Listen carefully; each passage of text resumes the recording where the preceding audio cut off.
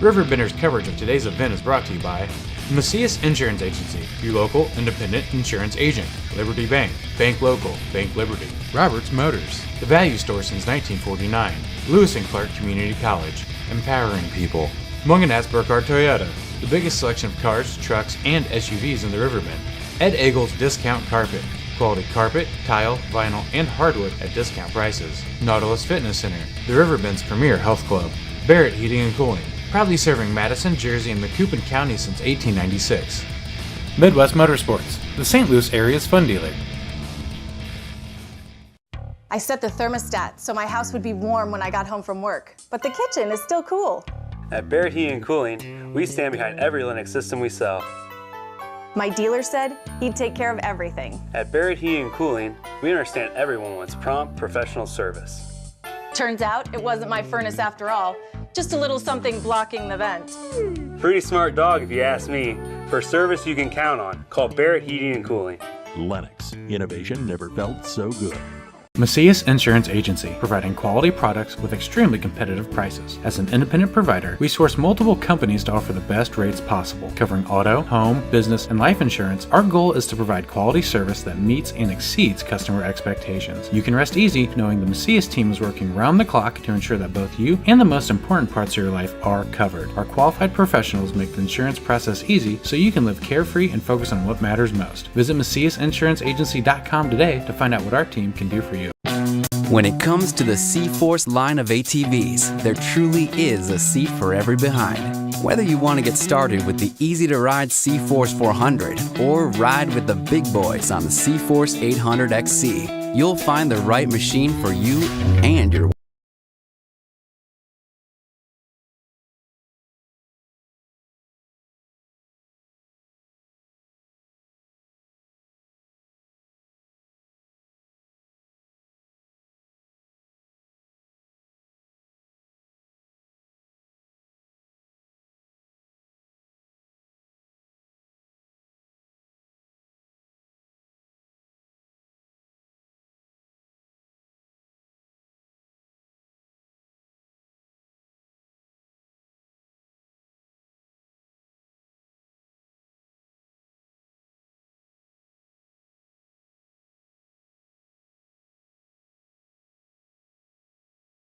Illinois. We're delighted to be able to offer another Madison County Candidates Forum as we have now for several years. This year's forum features candidates from 3 local and very important races: State Senate, State House, and Madison County Clerk. I want to publicly thank our Get Out the Vote project, chaired by Gail Donnelly-Bader, which also includes Faye Taylor, John and Diane Herndon, Godfrey Trustee Virginia Wolf Biley, Rosetta Brown, City of Alton, Alderman, and Ruth Mascow. In addition, I really want to thank all the candidates for participating in tonight's forum. State Senator Chris Tharp, Representative Amy Ellick, candidate Joe Silkwood, and Madison County Clerk Debbie Ming Mendoza. I remember our last voters forum held outdoors during COVID a few years ago, and several of our candidates were sick. So I'm so grateful that we're inside our gym this evening and seem to be past the worst of COVID. We know that these candidates are extremely busy during election season, and we sincerely appreciate you giving your time to share your thoughts and positions and address questions from attendees this evening. In Madison County, we're lucky because there's competition for all 3 of these races, and the candidates are willing to put their names forward so that we all have choice at election time. The races this round include State Senate. The State Senate is the upper chamber of the Illinois General Assembly. Along with the House, it forms the legislative branch of the Illinois state government and works along with the governor to create laws, establish a state budget. Legislative authority and responsibilities of the State Senate include passing bills on public policy matters, setting levels for state spending, raising and lowering our taxes, and voting to uphold or override gubernatorial vetoes. The State Senate meets in the State Capitol building in Springfield, and there are currently 59 state senators, each representing roughly 213,000 people. The Illinois House of Reps is the lower chamber of the General Assembly and meets also in the Illinois State Capitol. Along with the Senate and the governor, it's vested with powers to make laws, come up with the state budget, act on federal constitutional amendments, and propose constitutional amendments to our state constitution. The Illinois House of Reps also holds the power to impeach Illinois office holders. The House under the current Constitution consists of 118 representatives elected from individual legislative districts for 2-year terms with no limit on terms. Districts represent roughly 108,000 people. Lawmakers must be at least 21 years and a resident of the district that they live in for at least 2 years. And I found it interesting today, I guess I don't know my history as much as I'd like, President Abraham Lincoln first began his career in politics in the Illinois House of Representatives. So thinking about these offices, I dug a little deeper today to what's the Illinois budget. So apparently, Governor J.B. Pritzker signed the state's fiscal 2023 budget on April 19. The grand total of all appropriations for 2023 is $182.7 billion, which was roughly 9% below the 2022 budget. So this is big business we're talking about for the state Senate and state House offices. The Madison County Clerk's Office also provides important services to customers in the Madison County Admin Building. As the chief election authority, the county clerk provides a voter and candidate service and administers all elections. We all know how important this is. The clerk's office maintains vital records of birth, marriage, and death, public filings, tax and real estate services, as well as recording all official meetings. At YWCA, our motto is your voice, your vote, and your future. And from the bottom of my heart, I want to thank all of you for being here tonight, and especially the candidates that are sharing their time with us this evening to express their views. So that's it. Welcome, everyone.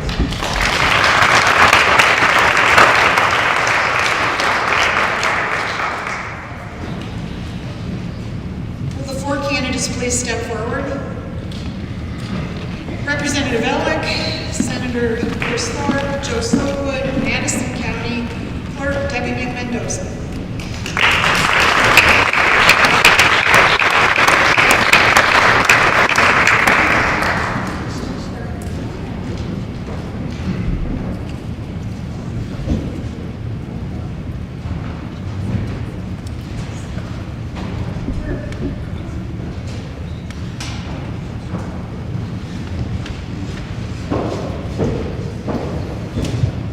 Just a little housekeeping business. You all were given, or most people were given an index card when you came in. This is just so if you have questions of the candidates, if you hold them up right now, if you hold them up, Faye will come around and pick them up from you. So tonight we're going to start with the county clerk's position, and we're very fortunate to have Debbie Mendoza here. So Ms. Mendoza, if you wanted to step up to the podium and you can talk about yourself a little bit, and we'll start with the questions after that. Thank you. I'm also the recorder.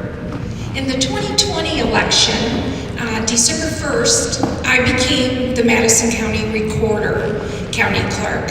So some of my responsibilities also cover the recording of properties that are sold, properties where people file liens and mortgages, and just about any document that someone feels is necessary to record. My office takes care of that. Elections, I think that's why we're here right now. Y'all don't need to hear about what I record, do you? Elections. I wake up every morning trying to figure out and make sure how do I secure the election that's coming November 8th, 2022.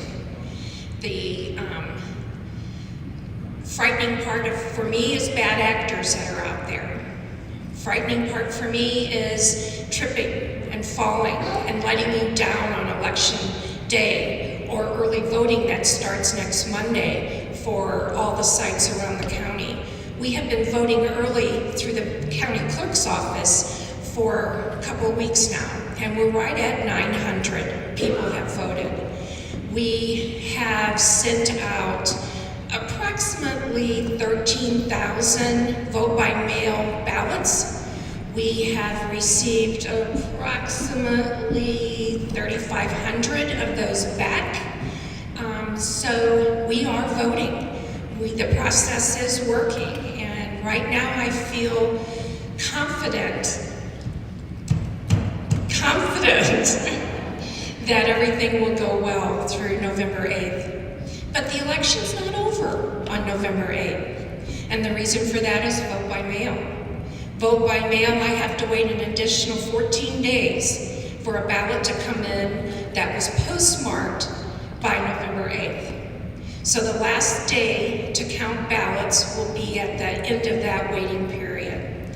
I believe we're going to start processing vote-by-mail ballots in the very near future. All of that gets posted.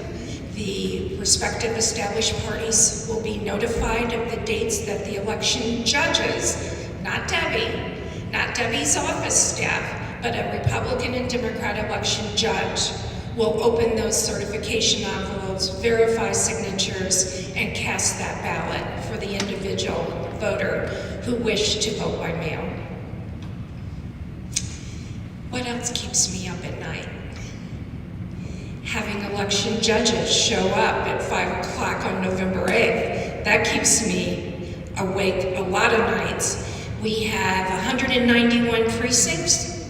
We would love to have 5 judges in each of those precincts, but at this moment in time, about half of our Madison County precincts have 5 judges. I'm always in the market for looking market.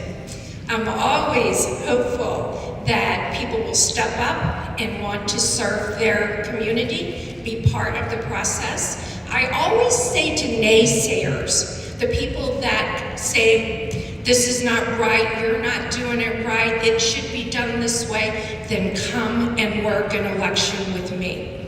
See from the inside how elections work. And I welcome that. Sometimes people take me up on it, some people tell me to go jump in the lake. But fortunately in Edwardsville, there's not a lake close enough to the building that I could jump into. Because believe me, there are days that I would love to. But I love what I do.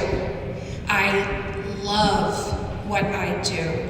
It's an honor to be that person that voters expect to have a ballot if they ask for it.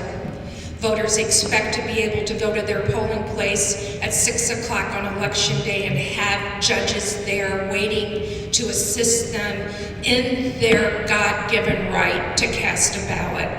It is my job to make sure that you have that opportunity to vote in a polling location that is free from harassment, that is free from intimidation, and that you have the opportunity to quietly sit at a booth or stand at a booth, whichever the case may be, and let your voice be heard through your vote. I don't know why I'm nervous, because I love to talk. When I found out that I was going to be first, thank you very much, I did not know that. Oh, now I get a sign that says stop.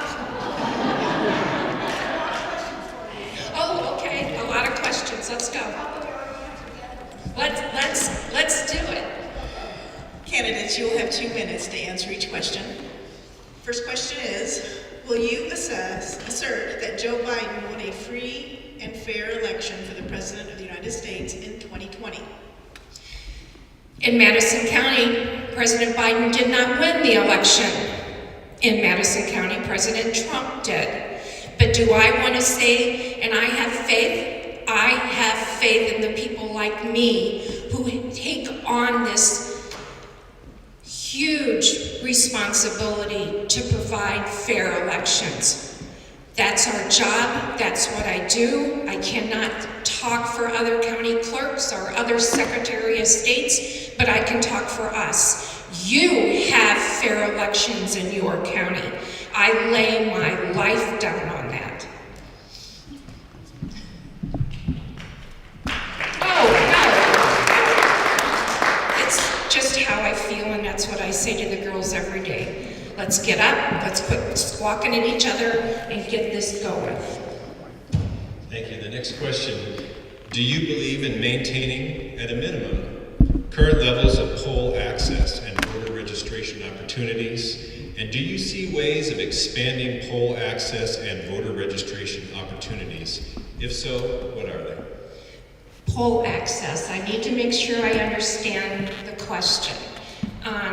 Poll access. There are 191 polling locations. There are 10 early voting sites, and you can request a vote by mail up to the Thursday prior to the election. Do I maintain the right for people to have that and make sure that that's accessible to them? Absolutely. That's my job. Voter registration, you can go online. I do not know how easier it can be for an individual who wants to vote to go online and register. If there's an issue with your registration that you've done online, we contact you and we work through it so that you have a right. You took the time to try to register. I'm going to make sure that you get to do that if you're eligible. So there are precinct committeemen, the Republican Party, the Democratic Party. There are, the YWCA has registration. The YMCA has registrars. People from churches have deputy registrars. You can register at a library. You can register at SIU. You can register at Lewis and Clark. You can register right now if you're not. And at any, you can come to me. Starting next Monday, you can go to any early voting site and register and vote. That's called grace registration. As long as you have 2 forms of ID. You must be 18 by November 8th. You must live in the home in which you're registering for 30 days. You must be a U.S. citizen. 10 seconds, okay. I'm sorry, I'd love to talk.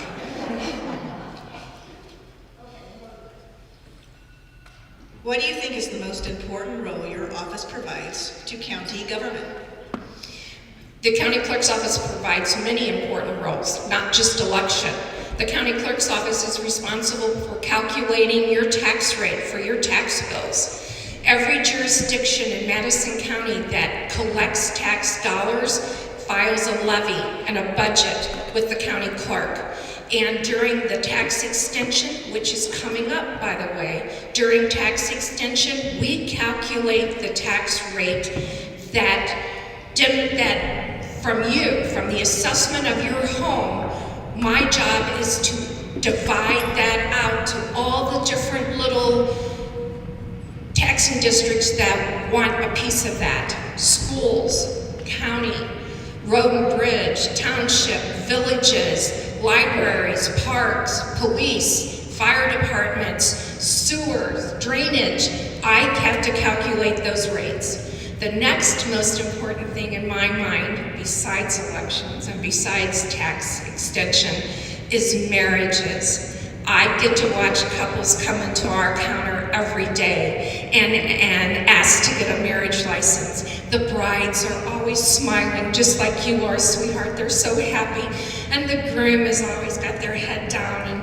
And we have to ask the question, are you sure you want to do this? And the bride always says, of course he does.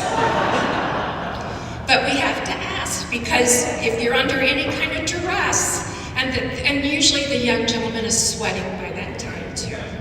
But that's one of our happiest moments. And to see a new parents come into the county clerk's office to get their baby's birth certificate, that is a teary moment because they're so proud to show that baby off. And I work in the county clerk's office with 18 women, and not one of us doesn't go to that counter and take a peek at that beautiful little baby. We try to hand out toys to the older children we got these clappers that we give, and just so that when they get back into their car seat in the car, they can hit mom and dad in the back of the head with it. We take pride in that. I'm sorry. The next question you may have answered a little bit already, but I'll ask this. What is your office doing, or what will you do to ensure that everyone who wants to vote has the ability and the opportunity to vote? That's my job.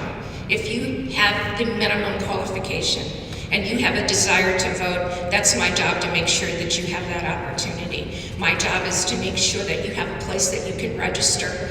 My job is to make sure that there's a polling location or an early voting site or a vote by mail opportunity for you, and I'll make sure you get a ballot.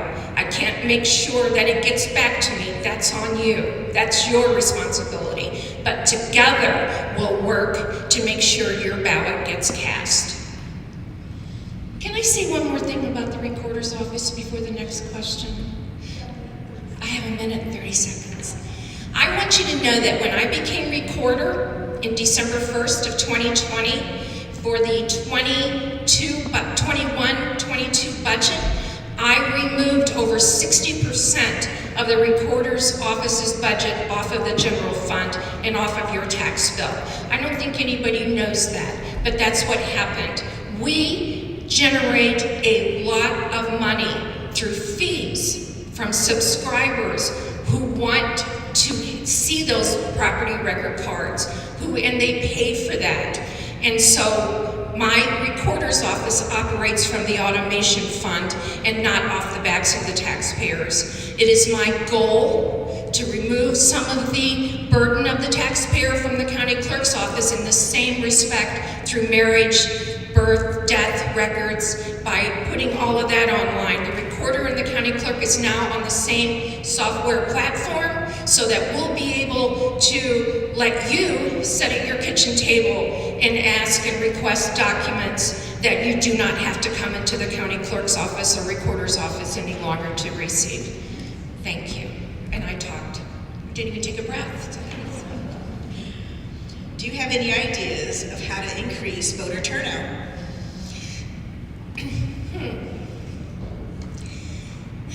Other than knocking on every person's door, which is what I feel like I've done in the last 4 months, is knock on every door in Madison County.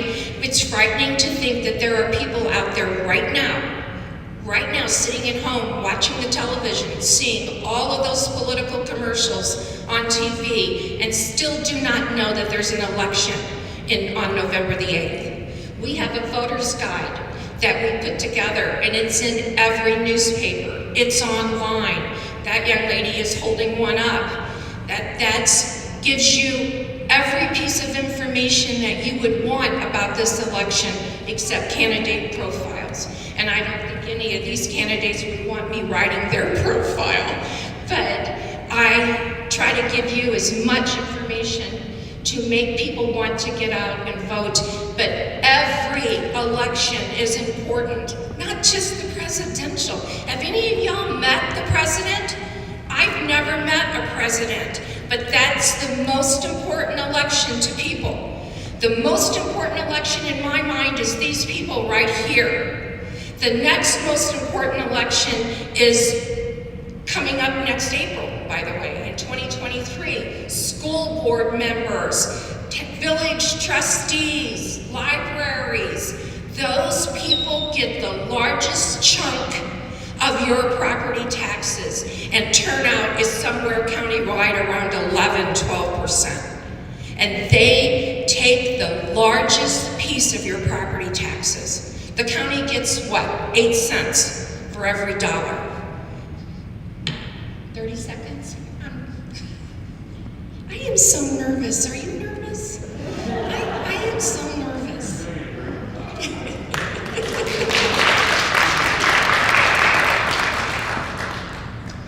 Next question, what is the current makeup of your office with regard to race and gender? Well, of course, there's a Hispanic, me. No, I'm just married to a Mexican. I'm actually American Indian and Irish German. My dad's a Cherokee Indian from the Mississippi reservations. But enough about me. I do have African American employees. I have the majority of the office is made up of women, and I will admit, because anybody can come to the office and find out, I have 3 men, 4 men, well, 3.5 men. I share him with another office, but they all work downstairs in the basement. You know, they tend not to want to be part of the girls' stuff, but they're important. They're all important. I have 11 employees in the recorder's office and 18 employees in the county clerk. We are on different floors, and it's very difficult sometimes to navigate those 2 separate offices, but we're a team.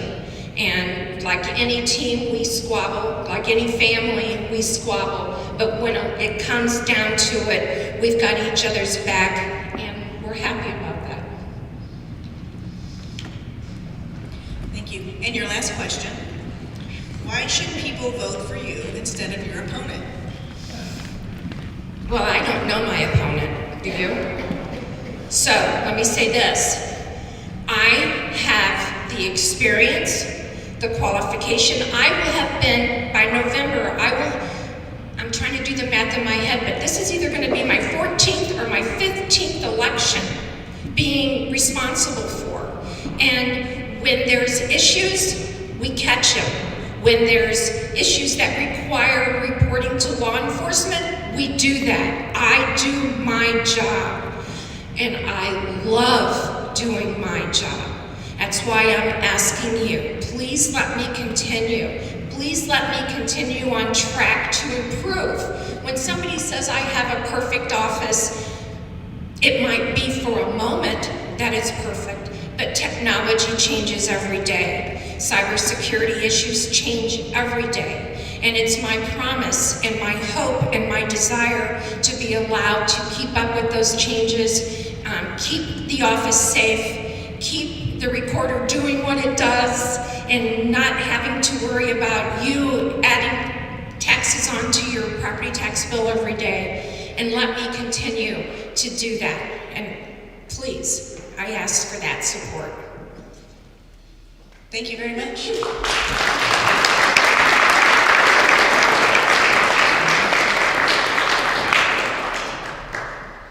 Okay, now I would like to ask our candidates for State House District 111. Am I right? Okay. We'll start with Representative Alec. If you just want to come up and say, you have 3 minutes just to tell about yourself. And then Mr. Silkwood, you'll have your 3 minutes, and then we'll start with our questions.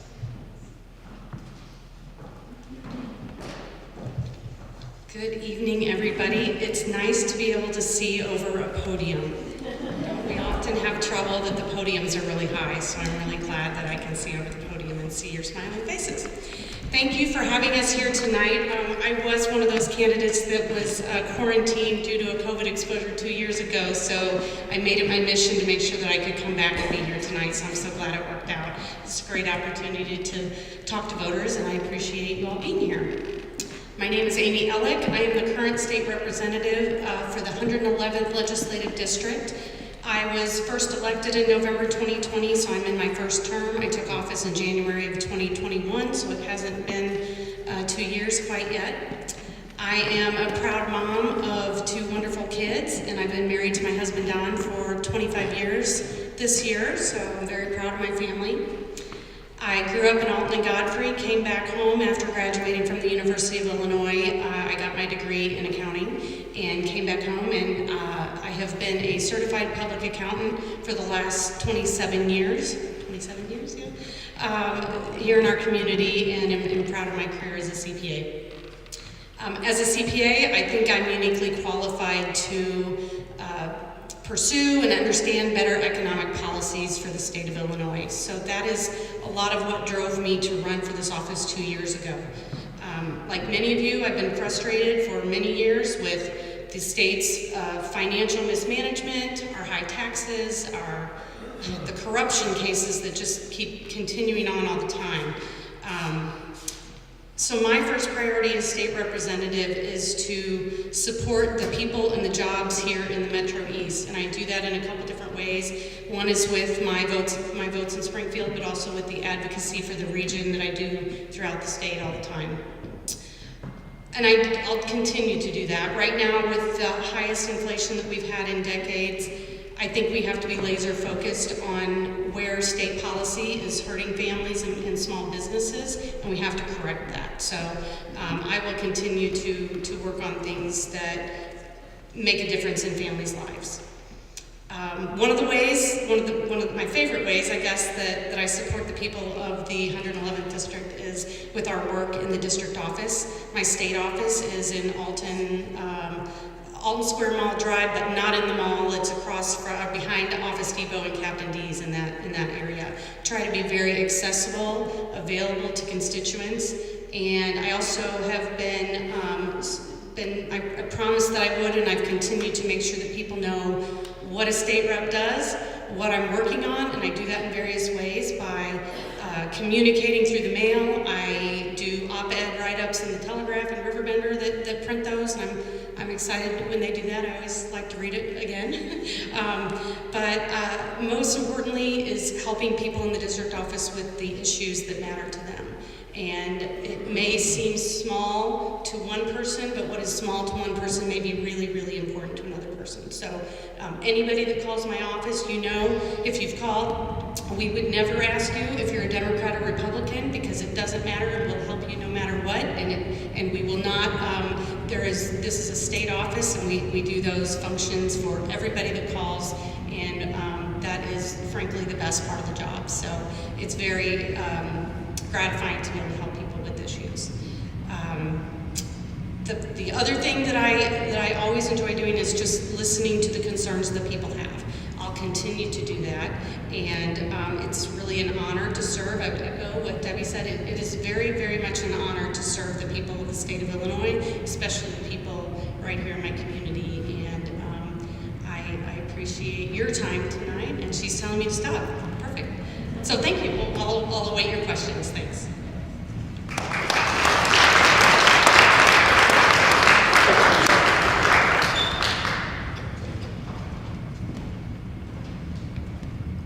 Thank you. I've never noticed that the podium was short before. So my name is Joe Soapwood. I live in East Alton, Illinois. I was born and raised there. I attended East Alton River High School. My dad was a steel worker at McLeod. He was one of those many that came up in the 1950s to find work in this area. Him and his brothers came up. They were coal miners down in southern Illinois. And they came up on a Saturday morning, and they all got jobs. They ended up working until they died or retired. And that's how I ended up in East Alton, Illinois. When I was 15 years old, my dad passed away. I had a heart attack at work, and my mom was disabled. So I started working when I was 15. And it taught me a lot about how tough things can be. And I think it started me along the way of being a man a little bit quicker than I wanted to be. My goal was to be a high school graduate. My mom and dad both had 8th grade educations, and that's what they wanted from me. And I think I would have done that, and I did do that. And I probably would have stopped there, but it just so happened I could throw a baseball, which was a great asset for me until I was in my mid-20s and my elbow hurt. But it got me a college education. So I went to Lewis and Clark College, got an associate's degree there. Went to SIU and got a bachelor's degree in education. And then I was coaching some baseball there in the state. I got a master's degree in public administration and policy analysis. And I didn't know at the time that was going to be the degree that kind of drove my career. I ended up going to East Alton back home. Was the park director. That was the job that was open. I did that for a few years, and then the job as the treasurer, city administrator opened up, and I did that for 16 years. As part of that job, my job was the administrator for the village. We don't have a city manager form of government, so the city administrator, basically everybody reports to them. You make sure that your road projects are done. You work on economic development. You work on making sure the law enforcement has the tools that they need to keep the community safe. And you make sure your fire department has the tools they need to keep the community safe. So you work in all aspects of local government. I love local government. I did it for a long time.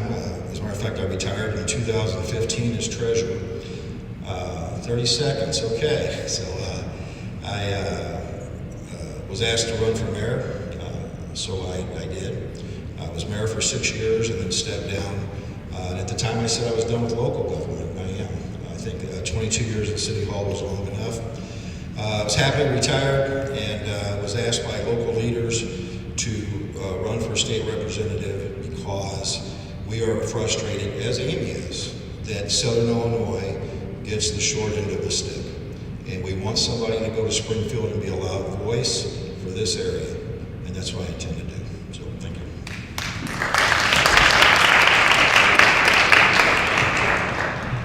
Before we get started, just real quick, if you've got questions, just hold them up, and our volunteers will come and take them for you. And Ms. Mendoza, before you leave, somebody had a question for you. We'll get it later, but we'll get to it.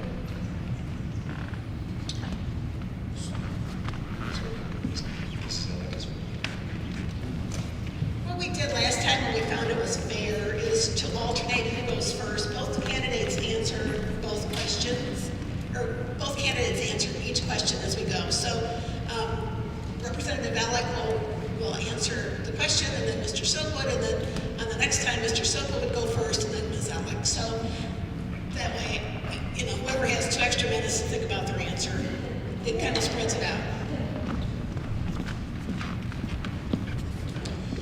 So the first question, the Climate and Equitable Jobs Act was signed into law by Governor Pritzker a little over a year ago on September 15th of 2021. It provides $80 million a year for the workforce and contractor development programs located in workforce hubs, which are primarily Black and brown communities or communities which have historically faced economic and environmental barriers.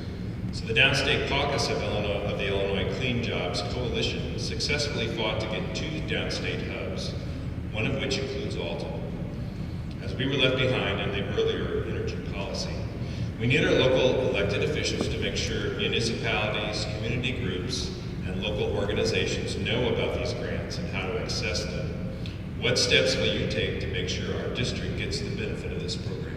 Sure. I get an email every Friday from the state agencies that are releasing new grant funding opportunities, and then I send those out to the various municipalities, nonprofits, organizations within the district that I think can benefit from this. We often have people call the district office asking about various grant opportunities, and I and my staff search high and low for any opportunity that's available to them. And that's part of the job, and again, it's very enjoyable. I also support when people do submit grants, and if anybody's out there submitting grants, our office can write a letter of support for that grant to make sure that whoever's reviewing the grant knows that they have my office's support.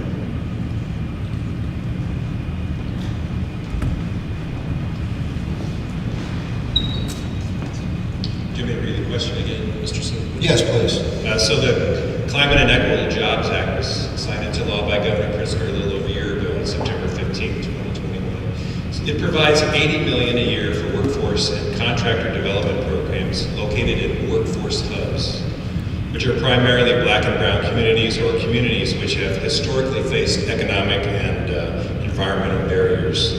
The Downstate Caucus of the Illinois Clean Jobs Coalition successfully fought to get 2 downstate hubs, one of which includes Alton. As we were left behind in earlier energy policy, we need our local elected officials to make sure that municipalities, community groups, and local organizations know about these grants and how to access them. What steps will you take to make sure our district gets the benefit of this program? Thank you. There's a lot of ways I like face-to-face meetings. I like visiting with local leaders, whether it's municipal leaders, township leaders, county leaders, or school boards. And we've got to get information to people on a human level. Also, we want to use the email programs. We should have a robust internet program with a website. We should have access to the kids too, and the workers, whether we're going to have displaced workers. but they need to have options too. I'm a product of good government policy. When I went to school, I used a Pell Grant to help pay for my school. I'd like to tell people that my baseball was good enough, but it wasn't. So I did use different kinds of sources. We have a tremendous vacuum of good jobs that are available that we need to start the vocational programs with and retrain people or train people to use these high-paying jobs in our area. So I think it's a robust effort done through face-to-face, internet, mailings, whatever resources that are available to try to get the word out. Thank you. Mr. Silkwood, you can stay at the microphone. Do you support the Juneteenth federal holiday? I'm sorry, can you say it? Do you support the Juneteenth federal holiday? Yeah, I think the Juneteenth is obviously a huge part of our history, our nation's history. It seems like a chance to celebrate those type of events or something that brings community pride. It brings communities together. We can celebrate together. It's something to be proud of. This nation has done a lot of really good things in our time. I'm distressed on a daily basis at the internet and the cable news and all the ways that we try to tear down our own government. I think celebrations like June 19th celebrate. It's important for the African American community. It's important for all of us to recognize such a momentous day. Thank you.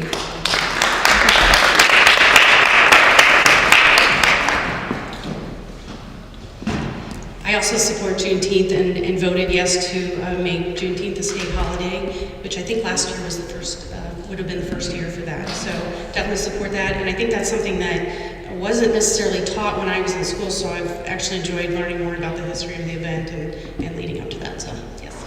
You can stay. Next one, yes. The state of Illinois has its first infrastructure bill in a decade, and there are federal funds for infrastructure maintenance and improvements. What do you see as infrastructure priorities for our district, and how would you make sure these priorities become reality? Roads, and more roads. I think we have a lot of disrepair in our roads and bridges, making sure that they're safe, making sure that the shoulders are accessible, and safety on the roads is absolutely so important. I drive on a lot of roads throughout the district, and I know that we can do better, so that would be my first priority for infrastructure funds, would be the roads and bridges.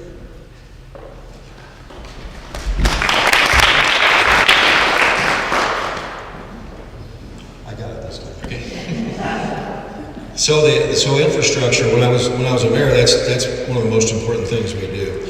I was able to bring in millions of dollars of federal funding to do a lot of road projects. You'll never get done doing road projects, and as every mayor around here will tell you, there's never enough money to do them the way you want to. So roads are on the top of the list. We also have an aging district. Our district is the bulk of it is in Alton, Woodruff Township, and Grant City. All communities that were developed first. And the reason that they were developed first was it's the best location in the area, period. The river gives it as an asset that most of the country would love to have, and we have right here in our home. But the downside to being first is we have a lot of aging water lines, we have aging wastewater, we have stormwater that wasn't maybe properly, or not properly, but at the time wasn't sufficient now for what we get. So we've got a lot of issues under the ground too that we have to take care of. So there's plenty of infrastructure work that has to be done. It's very expensive, and without the help of state funds, without the help of federal funds, we can't do it alone. The municipalities cannot afford. And I can tell you as a mayor and as a treasurer, we try to tap into as many state and federal funds as we can. And as a state legislator, I want to try to make sure that there are funds available for those necessary infrastructure, including roads and water and wastewater. You may stay at the mic.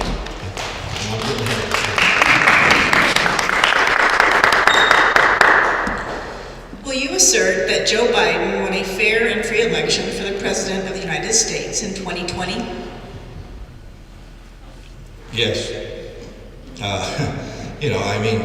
Here's the thing. Yes, this is a short answer and the correct answer. But having said that, there were dozens of court challenges, which was a candidate's legal right to do. And after dozens of court challenges, it was apparent that there wasn't any fraud that impacted the race. So absolutely, Joe Biden is our president. Any candidate, any elected official or candidate that maintains the big lie is doing a tremendous disservice to all of us. The credibility of government is already hard enough. People have an inherent mistrust for people. And I can tell you, I've been doing this a long time. And not all, but most of the people that are involved in government are good people that want to do good things. They really are. Now, do we have some screwballs that mess up? We do. We need to expose them. We need to punish them. We need to get rid of them as elected officials. But we're losing the confidence of our public when we perpetuate lies. And I will call it out as a representative. I will call it out whether it's a Democrat or a Republican. It doesn't matter to me. It hurts us all when we do that. So the short answer was yes. Thank you.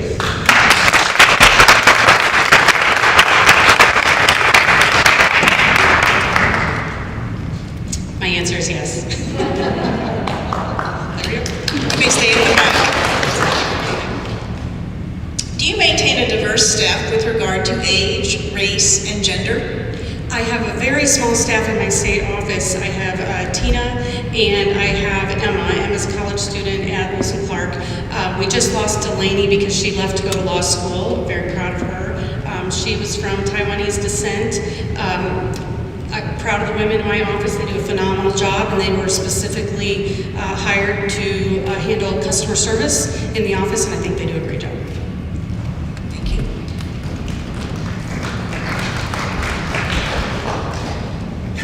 I wasn't sure what you asked there, so. The question is, will you maintain a diverse staff with regard to age, race, and gender? Yes. I think that any elected official staff should reflect the district. I think people should feel comfortable anytime they're interacting with any government office. They should feel like that they belong in some fashion. And one of the ways you do that is to have a diverse staff. I can't maintain it. I don't have one yet. But when I get one, I will maintain a diverse staff. Thank you.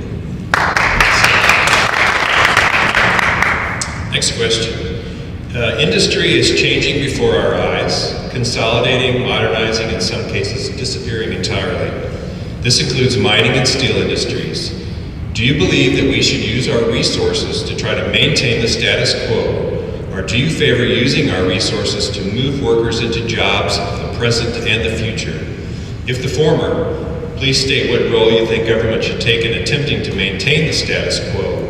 If the latter, what should the state do to support workers whose jobs are disappearing through no fault of their own, and young people just now entering the workforce?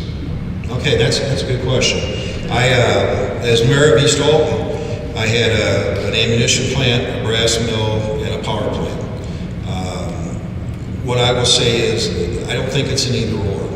I think that we have tremendous industrial jobs in this district, whether it's the steel mills, whether it's the refinery, whether it's ammunition, whether it's brass.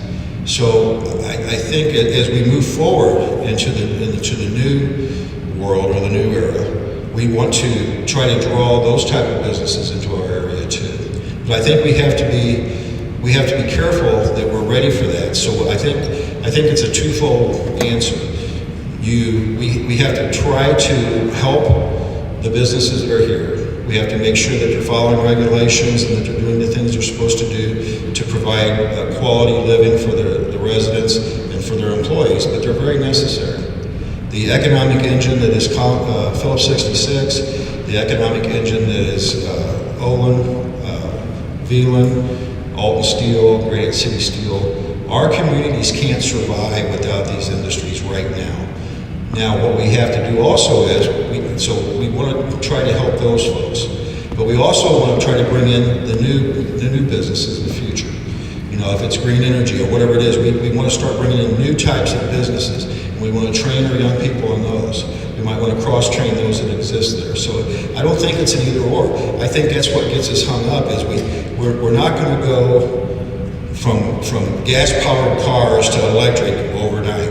We have to do it gradually. We're going to get there, but it's not going to happen overnight, and it's not for the best of our district. I will never vote for something that impacts our district in a negative way. We need both. Stop. I got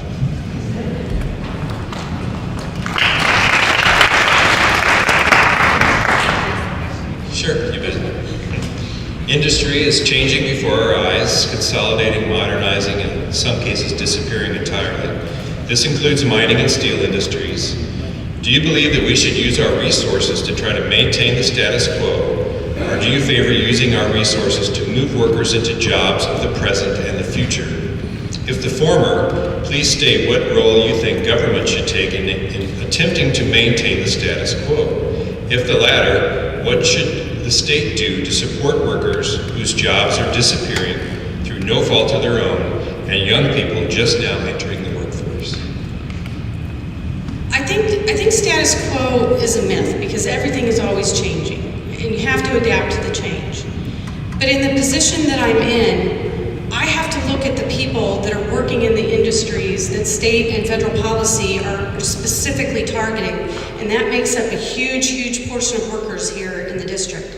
So, yes, change is always occurring. I think it's always occurring, and we have to make sure that we are creating policies that bring those new industries right here. We have wonderful resources here, wonderful people, wonderful workers, and we can absolutely adapt and change, and we have to do that. But we also have to make sure that the people that are in those jobs, as you said, through no fault of their own, they shouldn't be targeted by state and federal policy. And the myth that, well, we'll just put them in a new industry, that's not so easy. That takes time, it takes a lot of training, and frankly, a lot of people will move out of the district if there's no job to support their family on. So that is a balance that we as state legislators have to look at all the time when we're voting. What does this do for the people of the district? And I'll continue to evaluate legislation as it comes along and fight for the people of this district every time. You may stay the mic. Final question, except for the audience questions, of course. Do you support the Workers' Rights Amendment, or do you support right to work laws? I do not support right to work laws. I did vote no to put the Workers' Rights Amendment on the ballot, and I'll explain why. I'm absolutely for workers, and I'm supported by various unions in this election. State policy should not create problems that we don't have. We should be fixing and solving problems. There are many issues with the language of the constitutional amendment that's on your ballot that I have concerns with. We discussed those concerns when we were debating this on the floor and in committee.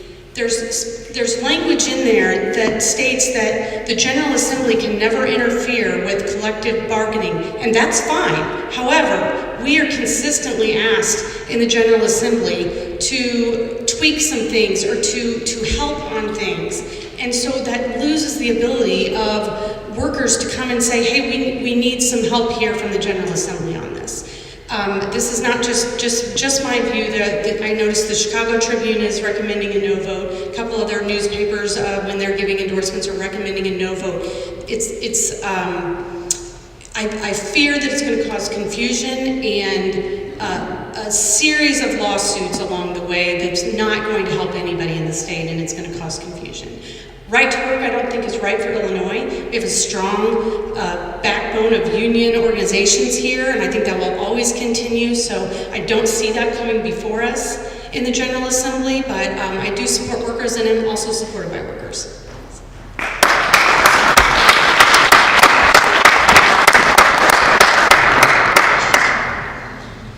I support the workers' right amendment. I'll vote yes on it. I think that to put that in the Constitution, that our state is ensured that people have the right to negotiate for better wages and better benefits is critical. It keeps us separate from some of the other states that seem to be racing to the bottom. I talked to numerous constituents in the 111, and I think overwhelmingly people are in favor of it in our district. This is a blue collar district, and it only seems right to me that the right to have it on the ballot, first of all, is a good idea, and I believe it's a good idea. Thank you.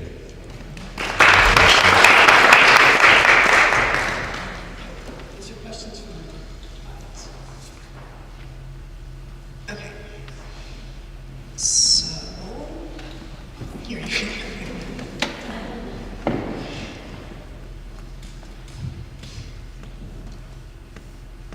First question is, how are you planning on combating misinformation? The Illinois SAFE-T Act has been a target for many campaigns. How will you ensure that correct information is circulated? Okay, so I'm clear on the question. It's just, are we talking about specifically the SAFE-T Act, or are we talking about just misinformation in general? I think both. Misinformation in general, and then how it relates to the SAFE-T. So the misinformation, it's going to be incumbent upon politicians to make sure that correct information is available. We talked about a little bit earlier about using different means, whether it's newsletters, whether it's robust internet pages, whether it's face-to-face. I think it's important that elected officials call out whether it's members of their own party or if it's a member of another party, when they're passing along false or misleading or dangerous information. We seem to be having a lot of that. I think it would be better if Democrats called out Democrats that did it and Republicans called out Republicans. I think it would give it more credibility. Too many times, if the Democrats see the Republicans saying something that's not true, it just looks like politics. Or if the Republicans say the Democrats are doing something, it looks like politics. What we need is we need to get back to a time where we can be honest with our own parties and make sure that the facts are out there. We don't have to agree, but we should be looking at the same facts. As far as the safety, that was such a large document done in a way that I wouldn't have done it. I would not have voted for that because of the way it was done, more than anything. I think that once again, it causes mistrust in our institution when you pass something in the middle of the night. And I think it's incumbent upon elected officials to make sure that they're giving out proper information and correct information. I mean, that act alone, as I was walking in the streets, you could go from household to household and get a different interpretation of what the bill was about. And that means we're not communicating well what the truth is of the matter. So I think one of the things that we can do as legislators is we have to talk to the stakeholders. If we're going to talk about education items, we need to be talking to schools and teachers. If we're going to talk about criminal justice, we have to talk to state's attorneys and sheriffs and police chiefs. Thank you.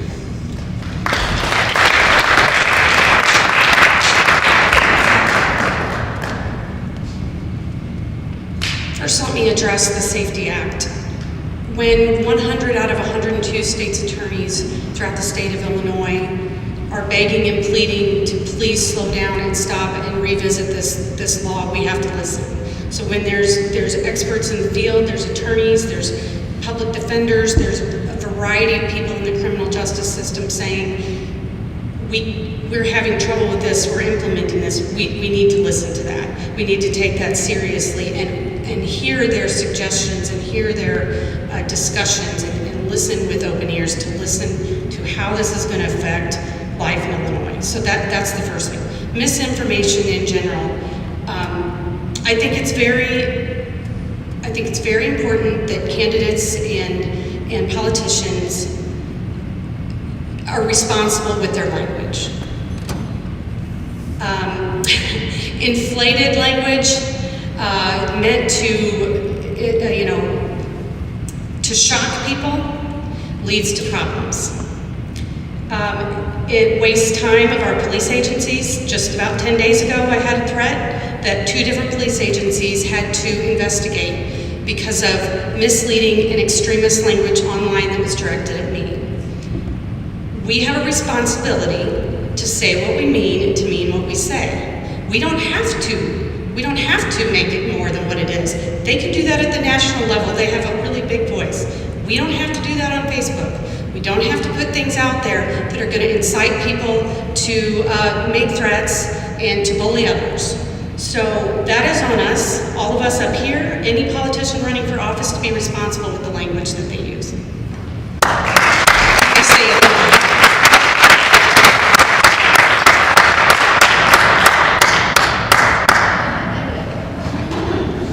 By the time we get to the last question, I'll remember to stay up here. So we have a question just for you, Representative Alec. Why did you choose to run in the 111th instead of the district that you live in? Sure. So this was a redistricting year. So all of the lines of all of the districts throughout the state were redrawn.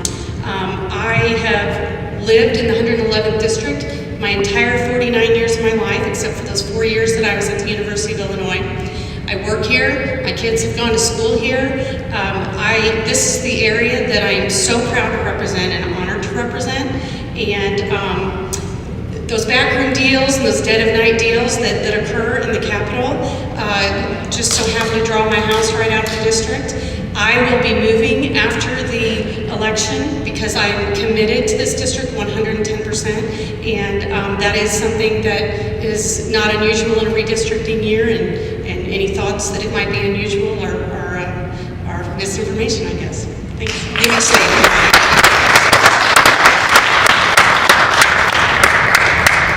my granddaughter is a public school teacher. What are you doing to help teachers and schools in the area? Very good. I'm supported by the Illinois Education Association because of the views that I have on education, and as a member of the Education Curriculum and Policy Committee in the State House. Teachers are, they're heroes to me, and they do very, very difficult work. My sister's a kindergarten teacher, and I could regale you with stories of things that she has worked on and dealt with over her career. One of the things that we did, though, is we know there's a lack of substitute teachers. We passed legislation to allow retired teachers to come back and work additional hours so that we could alleviate some of the demand that so many schools are facing with the lack of substitute teachers. So that's one way that we work with the unions to try to find a workable solution to make sure that we're not overtaxing our teachers. They still need time for professional development and time off, and they get sick too, just like the little ones. And so I think that's one great way that we were able to support teachers in schools and try to make sure that we have wonderful staff in the schools at all times.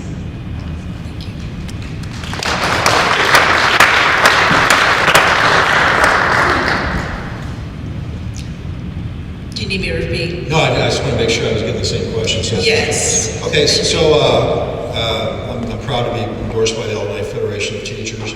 I think I had 12 years of experience as a public school board member. And one of the things one of the ways we can help public school teachers is to talk to them and ask them what they need. We have an alarming shortage in people who want to go into be teachers. Part of that is because changes that was made in their retirement. Some of it's because of the working environment. One of the concerns that I have, and we've seen it right here locally, is when I was on the school board back in the 90s, late 90s, it was a nonpartisan group of men and women whose focus was on what was good for the children. I see now where partisanship is starting to take hold, whether it's at Lewis and Clark College or in some of the other local school boards. There was a reason why certain parts of government were set up to be nonpartisan, school boards being perfect example. Municipalities being another example. Townships being another example.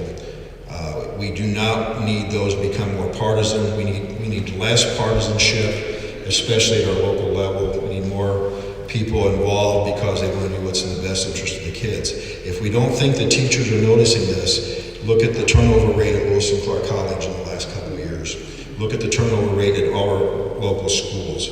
So we have to show support. It has to start at the school board level. We have to get the partisanship out of there. We need to vote. Debbie talked about earlier. It's embarrassing to me that we get 10 to 12% vote in municipal elections in the spring. That's something that we as citizens have to do better. Thank you. And this is a kind of a question related to what we were just talking about too. How do we get to a point where maximum effort is applied to important issues and problem solving, and less time and resources are wasted on partisan politics and corruption? That's a great question. People are frustrated, and I think that's one of the reasons why I was asked to run, is because as a mayor, I had members of my board that I knew were Republicans and I knew were Democrats, but we never made a decision the whole time I was mayor based on a partisan ideology. We did what we thought was the right thing to do. Do we need to fix the road, or do we need to fix the playground? I mean, those are the kind of decisions that you have to make every day. It's not a Republican or Democratic thing. I think it's incumbent upon the leaders of each party to make sure that they don't get involved in the government agencies that are meant to be nonpartisan.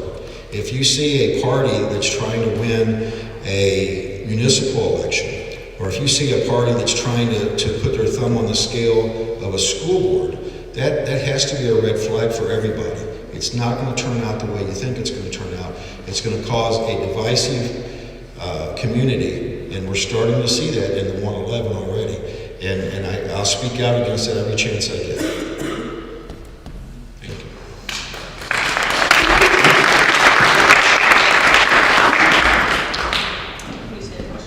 Sure.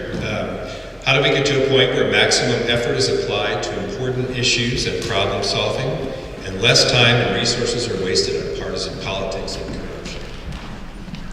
Well, I think it's time that we stop debating everything on Facebook and social media.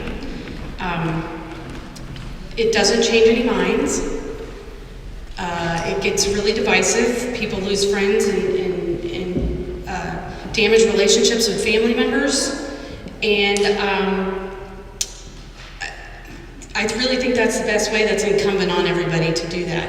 We cannot be fanning the flames too as politicians. That's not the way I legislate. I don't drop bombs and walk away and let people pick up the pieces. I try to be honest with people, and I really think that if we had more of that, we'd be in a much better place.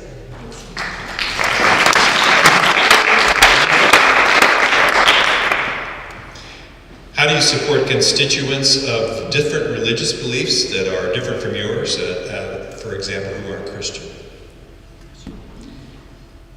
The best way is to listen and learn about their views and about their religious upbringing, go to their churches. I've been invited to many different churches of different faiths, enjoy it every single time. It's a great way to just learn about other cultures and communities that maybe you didn't have when you were growing up. I led a wonderful life, and my mom's here too, so I'm not just saying that because she's here, but I was very blessed, but I also have to know that not everyone has grown up like me, and I try to listen and make sure that I'm just being available and accessible to people and open to hearing about how they've been raised. Thank you.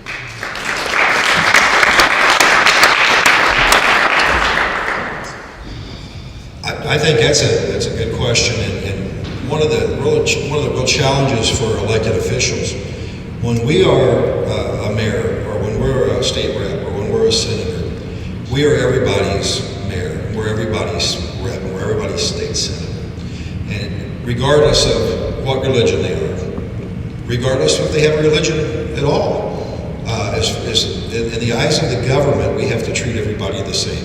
And that's, we're talking about religion, but it also goes to race. It also goes to sexual preferences. It goes to everything. We're the government. Our job is to treat everybody equally in the eyes of the government. So I think we all have different backgrounds. I just think we have to be respectful of the differences we have, and as a government leader, we have to understand that our job is not to represent the R's or the D's or the African Americans or the whites or the atheists or the Catholics, or we have to represent everybody. Thank you. You may stay.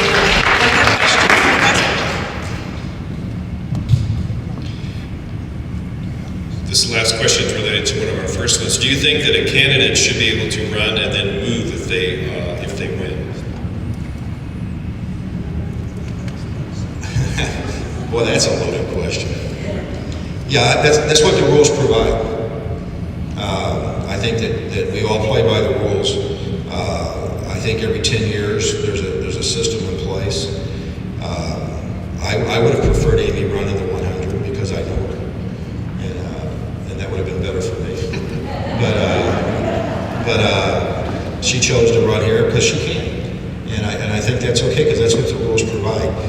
Just like every 10 years, their mapping gets changed. And, no matter where you're at, somebody has a complaint about the map. If it's a county board map in Madison County, or if it's the legislative map here, or if it's in another state. We go through this every 10 years. I guess because I'm old, I've just been through it so many times that, I just it's kind of, okay, that's just normal. That's what we do every 10 years. But as long as we're following the rules, I don't have a problem with that. No. I guess the question is, should the rule be changed? Should the rule be changed? I think, for me, I think that you should live in the district that you're running in. But that's not what the rule is. So, and that sounds self-serving for me to say that under this situation. But I know that, I don't think the people of Alton want me to run for mayor of Alton. I live in East Alton. So, so I think that's something that can be looked at, but I also understand that the rule was probably put in place for a reason at the time. I haven't really given it much thought, to be honest with you. I would prefer that all of our candidates live in the district.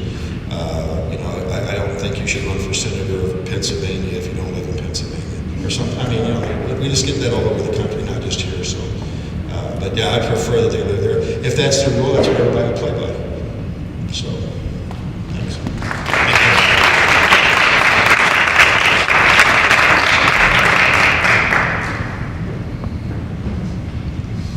I think you already know my answer to this, because I mentioned it earlier. So those are the rules, and that's, again, I'm honored to represent the people of the 111th now, where I've lived my entire life, and I hope to continue to do that.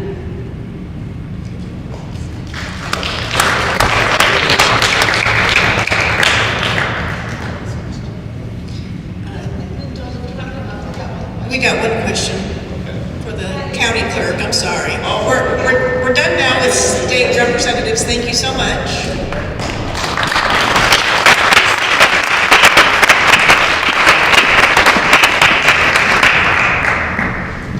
The questioner wants to know, when are early voting and vote by mail ballots counted? Well, early voting are tabulated. We're casting ballots every day at early voting sites, starting on the 24th, and we have been for the last couple of weeks with the county clerk's office in Edwardsville. Vote by mail ballots can be processed by state statute 15 days prior to the election, but there is no tabulating of results until 7 p.m. on election night. Does that answer? That was easy. I was worried. It was gonna be hard.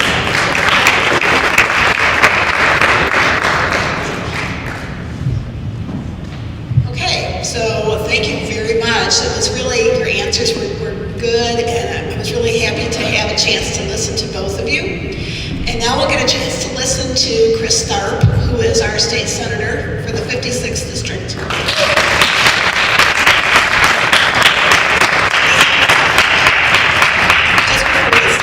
I was just going to say also, Erica Harris had initially said she would come, but then for some reason she changed her mind. So when we were advertising that we were going to have that candidate, we actually thought that we would have her here, but she chose not to come. So Mr. Tharp, Senator Tharp gets the whole half hour.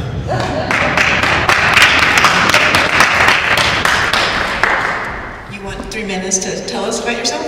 Absolutely. So first off, thank you, the YWCA, to everybody in attendance tonight, and for the candidates that did come tonight. It's not easy to get up here and to do this, and I think people in Illinois, people in our district deserve to have candidates that are willing to show up. So thank you for that, and everybody's here this evening. I am Chris Tharp. I am the senator for the 56th Legislative District. I was appointed in July. My predecessor was appointed to be the next U.S. Attorney for the Southern District. I filled the seat upon that appointment. A little bit about me. I'm a police officer. That's what I've done for 25 years. I'm a captain at the Madison County Sheriff's Office. I'm an FBI Academy graduate. I'm a deputy commander of the Major Case Squad at Greater St. Louis. I command murder investigations. That's what I've done throughout the Metro East for well over a decade. I've been a member of that squad for nearly 20 years. In addition, I am a crisis negotiator for a tactical response team that covers 11 counties. So whenever the stakes are high and negotiation has to occur to try to de-escalate a situation, I'm the person that's called in.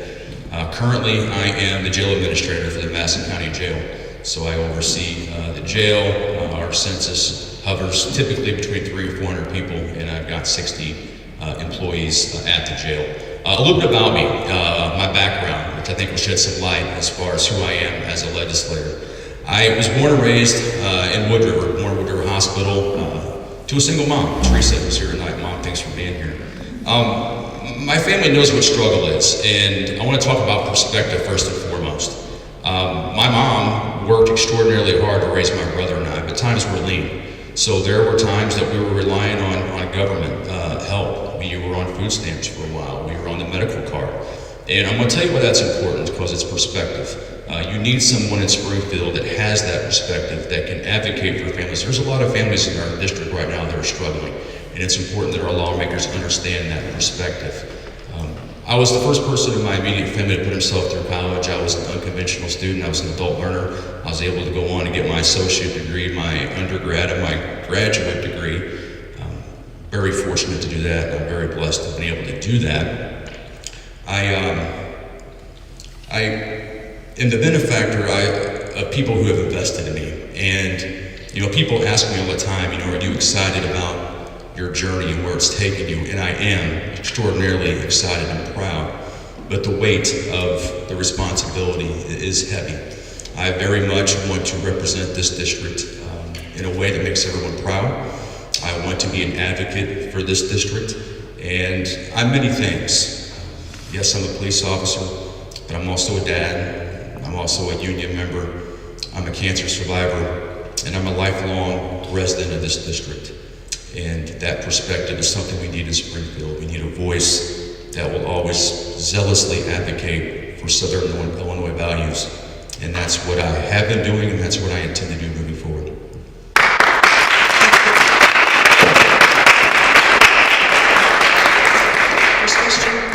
Will you assert that Joe Biden won a fair and free election for the President of the United States in 2020?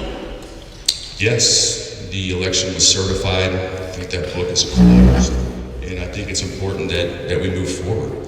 Something that's unsettling to me is when this becomes the focus of our local legislators. Because if we're talking about something that happened in the past, what are we not doing? We're not talking about what's going on in the present, what we're doing in the future. And my focus as a legislator, as your senator, is this district. It's what's happening here. And if I am focused on those types of issues, I'm not doing my job. So I am laser focused on doing the best possible job that I can as the senator for the 56th Legislative District. That's my commitment. That's what I have sworn to do, and that's what I will always do.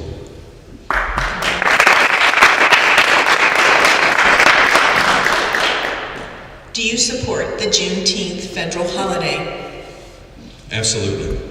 I think it's a celebration of where we've come, and it's a testament to the resilience, of our country. I had a chance to celebrate in Alton this year, and I was profoundly grateful for that chance. To be embraced by the Alton community, to be able to go and to learn, about personal struggles and the challenges that people have had to overcome to get where we are today. As a nation, we mustn't forget our history. A nation that forgets where it came from, when it forgets, the mistakes that we've made throughout our nation's history, we're destined to repeat them. So it's important that we embrace our imperfections, that we embrace our history, and that we move forward boldly. And that's what we do, right? That's what we do as a nation, that's what we do as a community. In my travels throughout the district, I see a resilient people. I see people that come together, especially when times are tough. And that's something that makes me very proud and excited as a legislator. So again, to answer your question, I absolutely support that holiday. And I'm grateful to have been able to celebrate it with special friends this year. And I look forward to celebrating it in the future as well.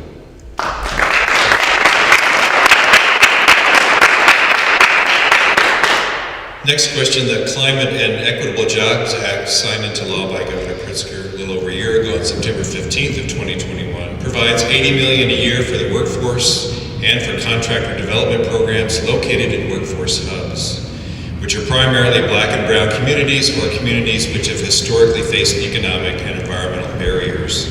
The Downstate Caucus of the Illinois Clean Jobs Coalition successfully fought to get 2 downstate hubs, one of which includes Alton, as we were left behind in earlier energy policy.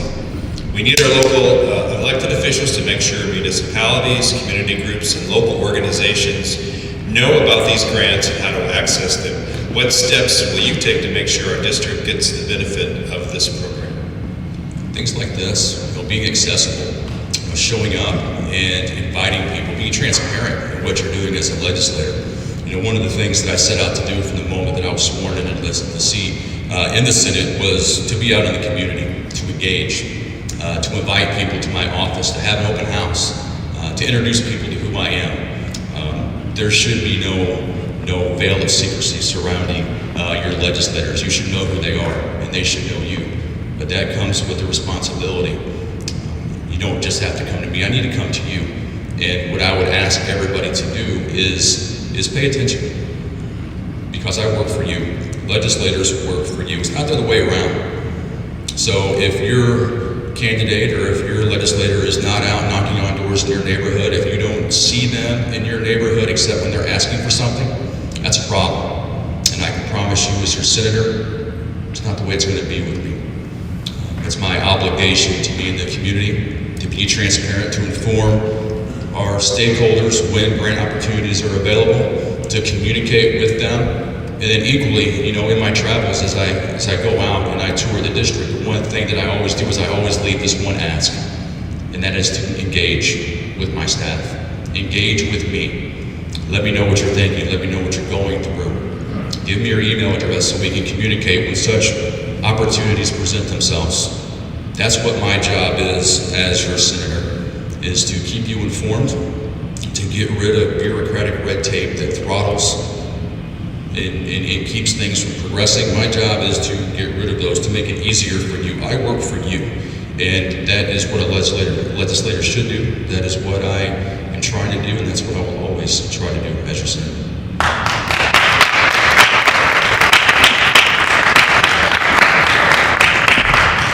Do you support the Workers' Rights Amendment, or do you support right to work laws? I support the Workers' Right Amendment. As I said, I'm many things. One of those is a union member. And I'd like to tell you just a real quick story. I was a policeman in Missouri for the first couple of years of my career. I was making a poverty wage, my equipment was poor, and I didn't have the tools and resources that I needed to effectively do my job, but the danger was still omnipresent. When I got hired in 1999 at the Massachusetts Sheriff's Office, my pay was much better. I had better benefits. I had a sustainable wage that I could raise my family on. The difference was unions. That's what it did for my family, and that's something that I'm profoundly grateful for. Now, We as legislators, we come and we go, right? And with that being said, this is a vote for the working man and woman. This protects their right to collective bargain. This protects their right to safer work environments, to where legislators can't interrupt that or interfere with that. Because there are forces within our country, within our area, that don't want unions. And I believe that everybody deserves to make a fair wage. Everybody deserves to have good benefits. Everybody deserves to work in a safe work environment. I absolutely support that, and I always will, and I hope that you will too.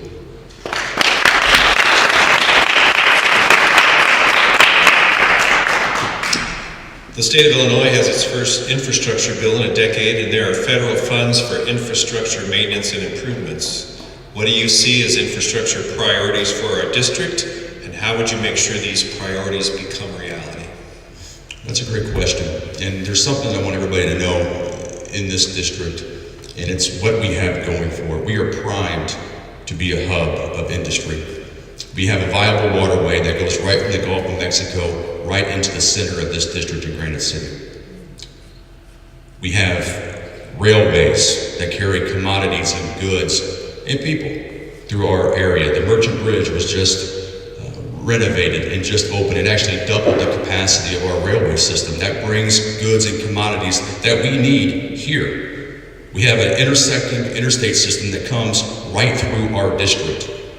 We've all seen the warehouses. We've seen the industry that we have here, the steel mill, the refineries. And I'd be remiss not to mention the greatest workforce that not only in the state of Illinois, but I would say in the country. It's all right here. The highways, again, we have to invest in, it's previously been said. We have to ensure that the money is making it to those, that we fortify our infrastructure to where we have sustainable highways and railways that are built for the future, to ensure that those commodities and goods get to this area and into the hands of Illinois consumers in a timely manner. That's going to drive prices down. That's what we have to do. Invest in Illinois, invest in America, invest in our infrastructure. That's going to set us up for a better tomorrow.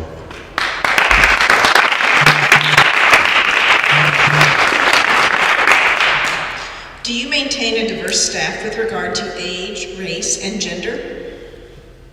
So I inherited a staff, and they are absolutely tremendous. We can always do better. We do have a wide variety of age, and we work with all races, obviously. But I will always advocate for that within my staff and those that I work with in the community. You need that. You absolutely need. We talked about perspective. In order for me to do my job, I'm only as good as my network. Any legislator is. I'm only as good as those that I'm surrounded by. Just because you become an elected official doesn't mean that you are now more enlightened. It's not the way that it works. I've told you on many things. I'm a dad, I'm a son, I'm a union member, I'm a police officer. But just when I became a senator, I was not more enlightened to things. But I have a formidable network around me. People from different races, different religions, different ages. And that makes me better. And that is something that I will always embrace, something I will always advocate for, and something that I'll always surround myself with. Thank you.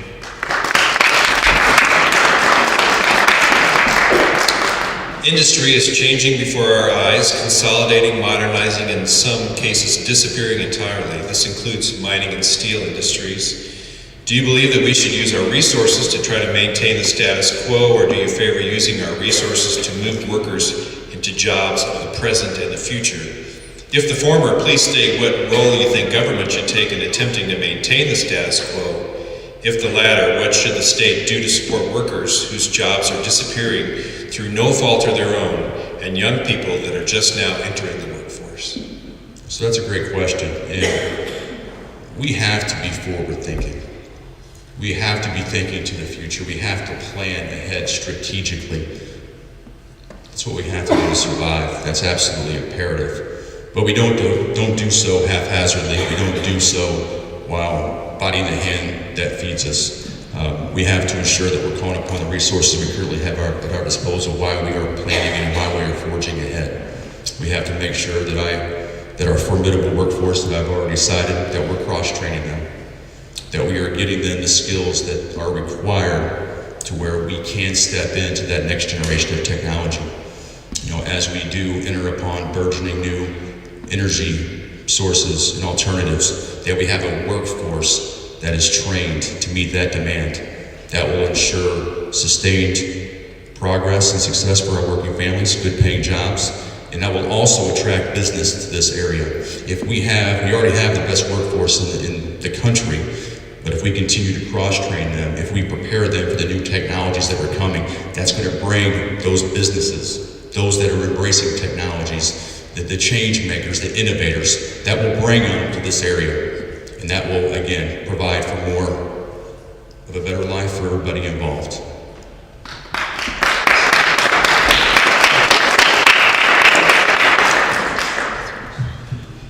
These are the questions from the audience, and there was one where we couldn't read the writing very well, so we're kind of paraphrasing it, and we're just going to ask the question, do you support? This is the first of the audience questions. What specifically would you do to revise or repeal the SAFE-T Act? That's a great question. Everybody here, I think at this point, knows I'm a police officer. 25 years is what I've done. I have 3 degrees in criminal justice. I teach at the police academy.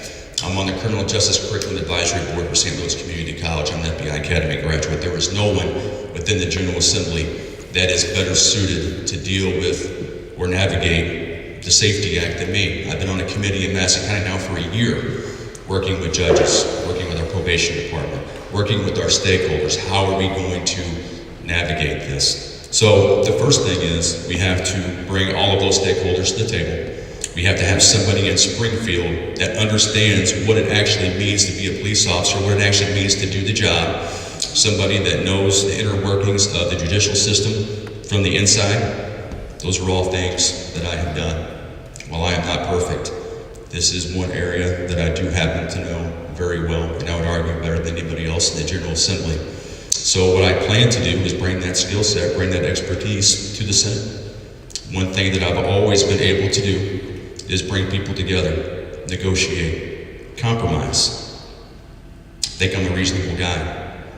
I know what is needed to fix the glaring issues within the SAFE-T Act, and that's what I intend to do. My son is a police officer, my brother's son, he too is a police officer. For me, law enforcement's a family business. Now, law enforcement is not perfect. I'm not going to claim that it is, but I do believe that it's getting better every day, and I do believe it will continue to do so. I'm not going to tell you that everything in the SAFE-T Act is a bad thing. That's just not true. Are there things that need to be tweaked and fixed to ensure that we have the safest community possible while supporting our heroes in blue? Absolutely. As your senator, I'm absolutely committed to doing that. I'm committed to an equitable criminal justice system, fully funded and resourced and well-trained police officers. And I am here tonight to tell you that there is no one better suited for that task than myself.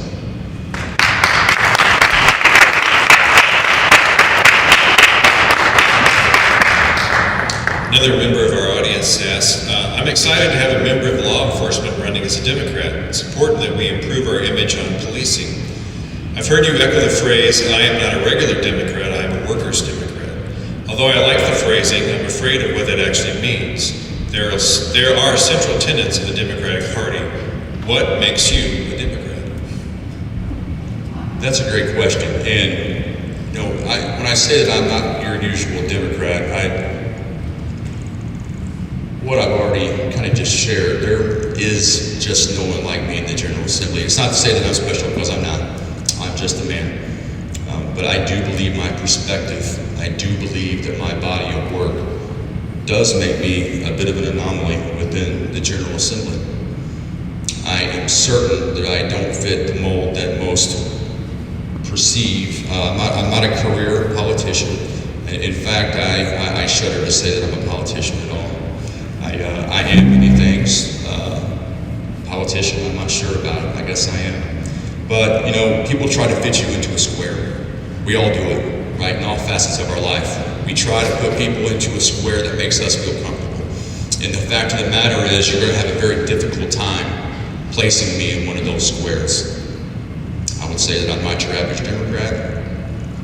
I'm not your average senator. Not to say that I'm special, because I'm not. But I would say that I am very different just based on the things that I've already cited. And again, if you try to fit me into a box or a square, I think that you will also struggle with that. And what I'd like to say is that I believe in people. I believe in the working men and women of this district. That's how I was raised. I know what it means to need help. I've gotten that help throughout my life. And I also know that what hard work, what that can do for you, what it can do for your family, what the possibilities are. That's why I'm a Democrat.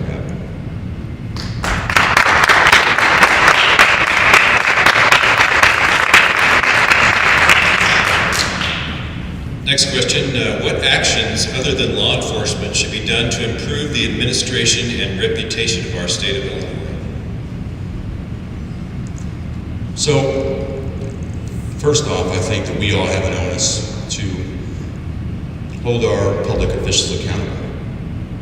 We, as legislators, have to be transparent, and we have to be beyond reproach. You know, I think it's already been said by several people today that we've turned into a society that is that lives vicariously through Facebook and social media. And that creates a lot of tension, a lot of turmoil. And some of it, you know, is centered on us up here as candidates, whether it be fairly or unfairly. But I think that we as voters have to have our voices heard. We have to show up at the polling place. When someone betrays the public trust, we can't vote it back in, we gotta get them out.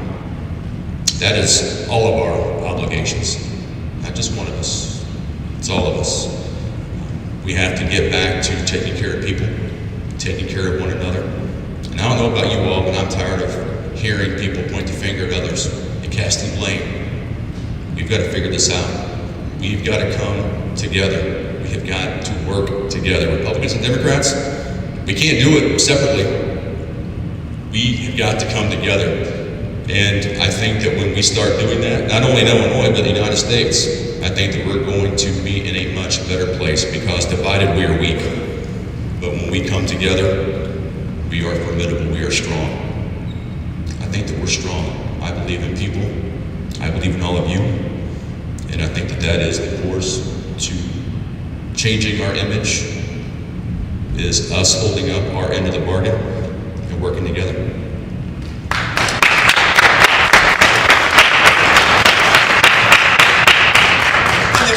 Final audience question this is for the entire Senate and representative candidates.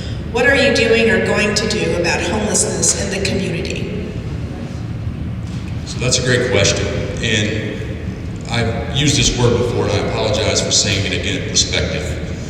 As jail administrator, it has afforded me some gifts that I would not have foreseen until I got into the position. And when you're in a jail setting, a correctional setting, you see what is really going on within your community.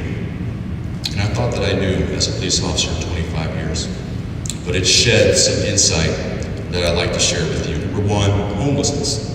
We've got a real issue in our community. We do.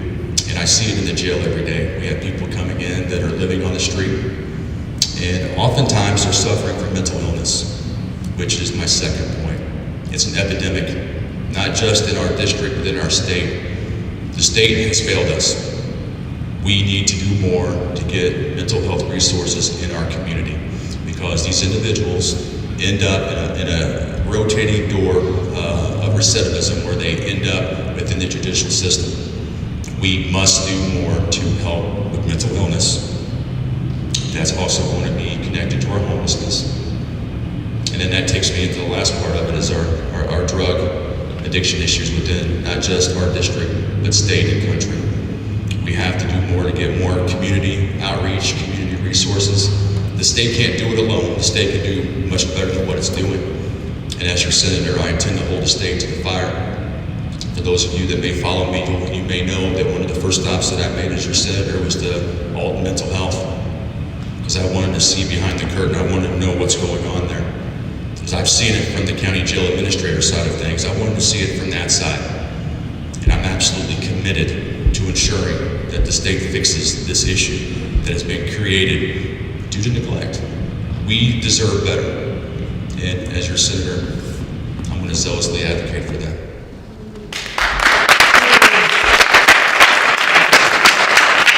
Thank you.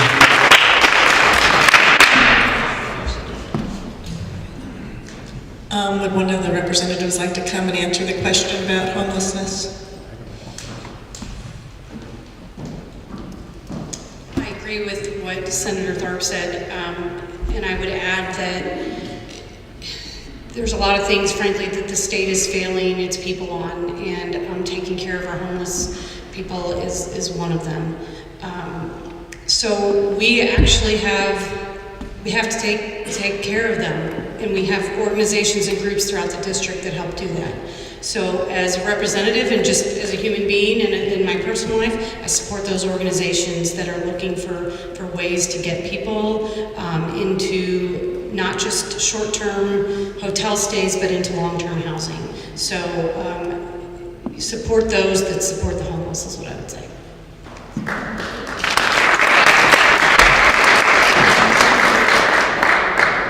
Without trying to repeat anything that the senator and the representative said, I take upon my experience as a mayor.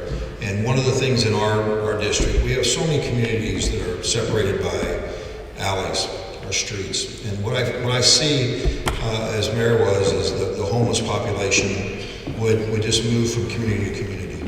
And then no one would really take ownership of it, because if you waited long enough, they'd be gone. We're going to have a more of a regional attack.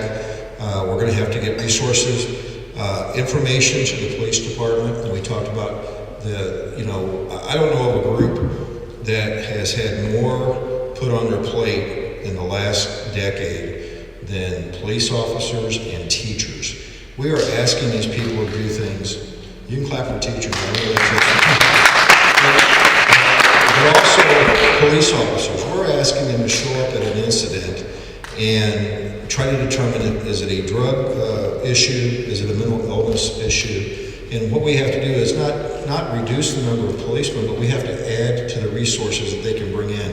We need professionals to be at the scene, evaluating the homeless or the drug impaired, and we need to get them into the proper treatment that they need. And it's imperative, but one of the challenges is it has to be regional. I'm telling you, the same people that East Alton deals with is the same people that Wood River deals with, is the same people that Alton deals with, and they move around, and that's why they're not getting the treatment they have. 30 seconds, thank you very much.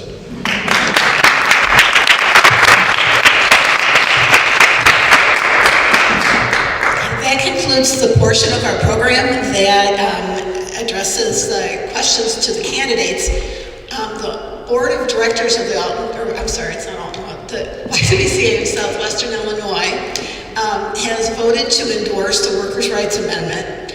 So even though we are not allowed to back a specific candidate, we can take a stand on issues. And so Dee Evans and Ruth Mascow are going to give a presentation in favor of the Workers' Rights Amendment.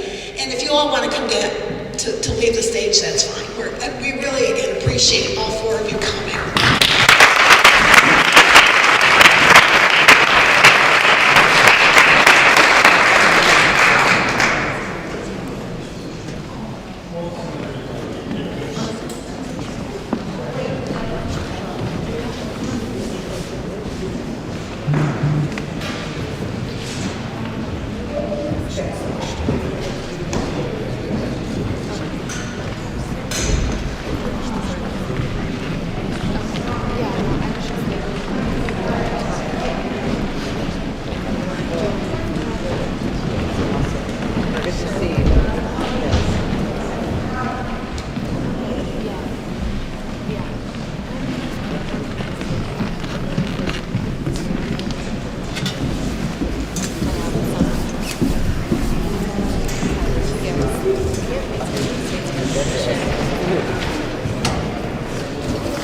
Hello, good evening. My name is Ruth Mascow, and I am here tonight with my friend Dee Evans to talk to you about the Workers' Rights Amendment. You've heard a little bit about that already. And some people may not know what it is and what it all entails. So I'm just going to summarize it a little bit here. This is the lovely document that Debbie Bing Mendoza put in newspapers and things like that. So it's available all over the place. And it's also available on Debbie Bing Mendoza's website through the county government. So all of this information is there. Briefly, the ballot, this is a sample ballot. And the very first thing you're going to see on your ballot, I don't know, how many of you have already voted? No? Yes? Okay.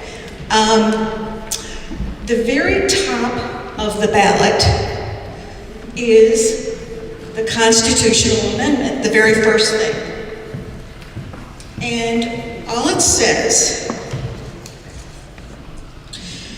is that employees will have the fundamental right to organize and bargain collectively through representatives of their own choosing for the purpose of negotiating wages, hours, and working conditions, and to protect their economic welfare and their safety at work.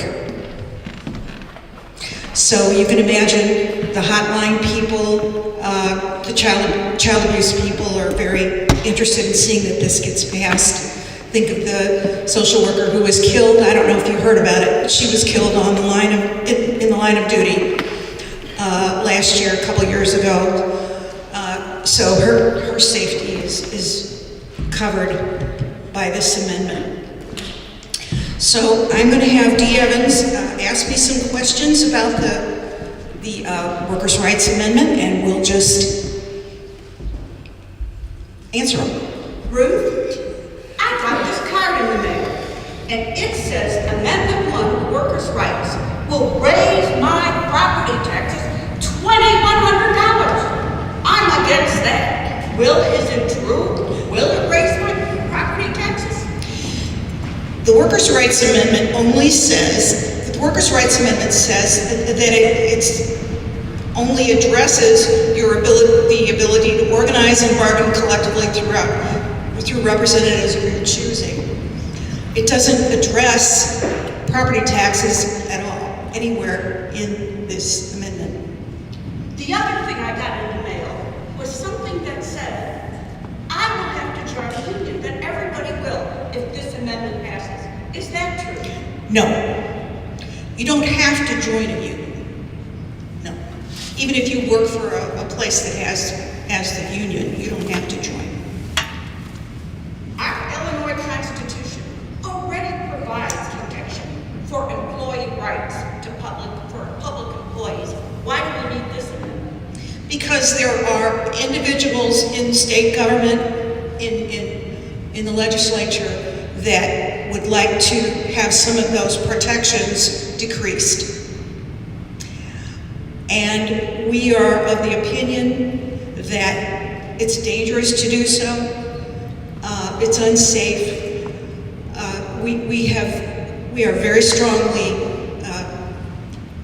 believe that these protections need to remain. The other thing I read is that if this workers' rights bill passes, that teachers and other people can bargain to leave out all employee background checks. I don't want teachers teaching my kids with no background checks. Is that true?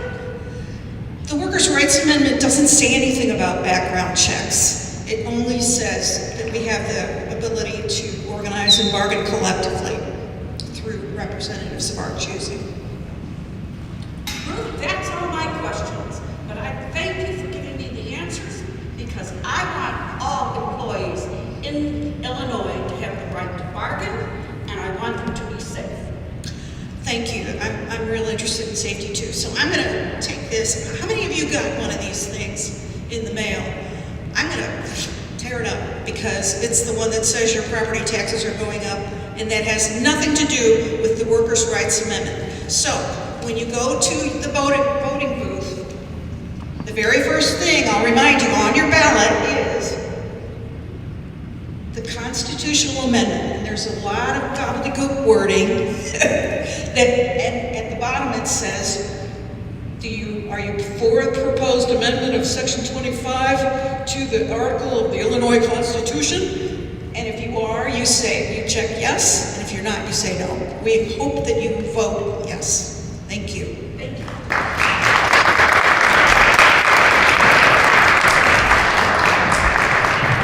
That concludes our forum, and I thank you all so much for coming.